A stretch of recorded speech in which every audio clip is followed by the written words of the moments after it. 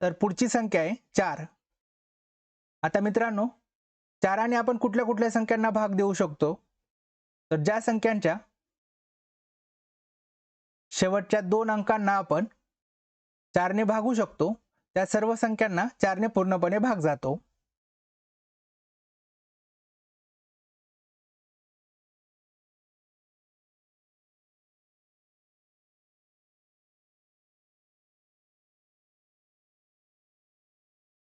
शेवटचे 2 अंक.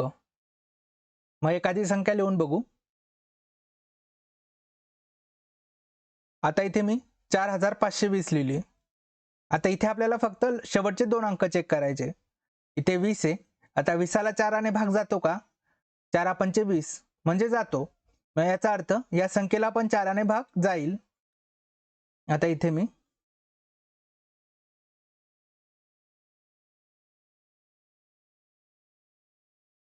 45,439 लिहिला. आता चेक करायचे 4ने याला भाग जातो का नाही.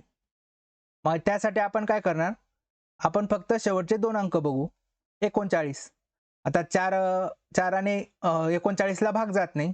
4 10 40 होतात आणि 4 9 36 होतात. मग याचा अर्थ काय? की ह्या संख्येला 4ने भाग जात नाही.